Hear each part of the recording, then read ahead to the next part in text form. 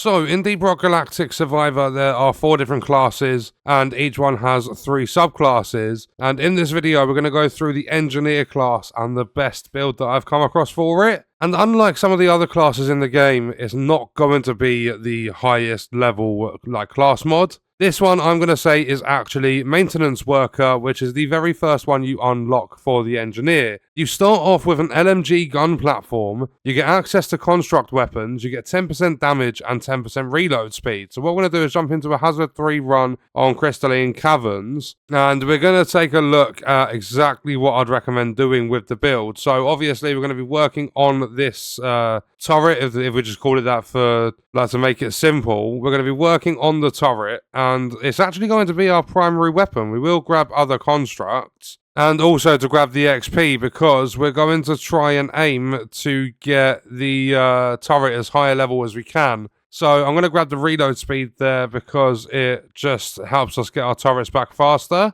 So hitting level 5, we could re-roll to get different weapons to try and get a construct, but we're not going to. We're going to grab the breach cutter because it's still a very, very good weapon. And the thing to note with this build is your turrets actually deploy faster when you're standing still. So at least at first in the run, you don't want to be moving around too much, unless you've got a secondary objective and things like that. And we've got a really, really good artifact. We got the gold tipped bullets, so we're going to be saving up our gold. I'm glad we never did that re-roll at the beginning for the level 5 weapon. And we've just got our very first overclock, so we can either have the turrets mine nearby walls, or we can have the turrets follow us around. So we're going to take tank tracks, because then as soon as the turrets spawn in, we stand still, get them to spawn in, but now we have a little bit more freedom. We can actually move around because the turrets are going to follow us. And just like that, with not much trouble, we have taken down the first elite. I'm going to buff up our movement speed, because that's going to be very, very handy against the Dreadnought.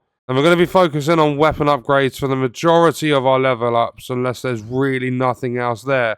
And we did get ourselves another construct. So we've got the High Volt Thunderbird, which are defensive drones that damage nearby enemies, and they're electrical, so they shock targets, increase the crit hit chance against them, and deal damage to nearby enemies as well. So our second one, we're not going to take the Pickled Nitra. It's a really, really good artifact, but it's incredibly risky. What we're going to do is take the Burn Shield belt, so we explode in a ring of fire if we take damage. And we have just got our second overclock for the turret. Plasma's really, really good, but if we have a look at our other stuff, we've got electrical drones, and we do have a plasma cutter, but we are going to take the electrical upgrade for it. So let's do that, because the turret now fires electrical bullets. And that's obviously going to increase our crit chance against enemies. And we now have the next elite out. Now I'm just trying to level up. We need one more level. So this is obviously level 25. We need one more level on our turret to get the unstable overclock. So we have cold drones, or we have the electric fence.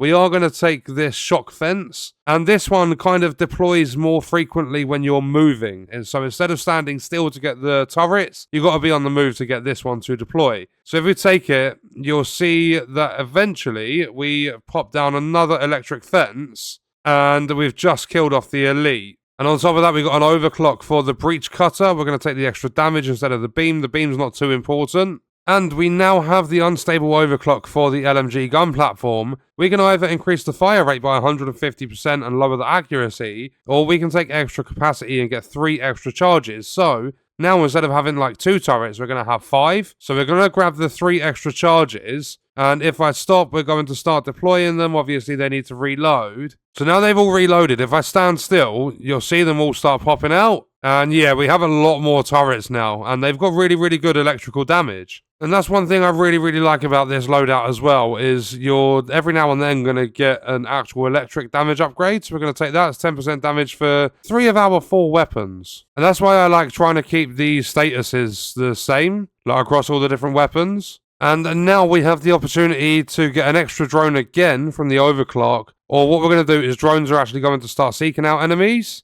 So instead of just circling around us, they're actually going to go to the enemies and deal damage to them. And you'll see we have the elite out that's already getting battered. We're going to take the fire rate on the turrets, because they are a really, really high level for us. And you'll see just how quick they've melted that elite. And you'll see, yeah, with that elite, it did not stand a chance. We've absolutely battered it. And another thing I really like is the status effect damage, because all of our electrical stuff is going to get that extra damage. That's 10% damage right there. So this is the part that's going to be quite tough. I don't feel confident because of my lack of movement speed. There is 2% there. I'm not going to take 2% though. It's not really worth it. I'm going to further increase the damage on our electrical stuff, and you'll see just how quick that health bar is coming down. The only thing you got to worry about is that leap attack. So just give yourself a little bit of room. Stand still when you do get space in between so your turrets can spawn. And then you'll see that you are going to very quickly deplete this guy's health, and that's going to be run complete when we have done it. It should not take much longer from here on out. That could be the last leap attack, possibly one more.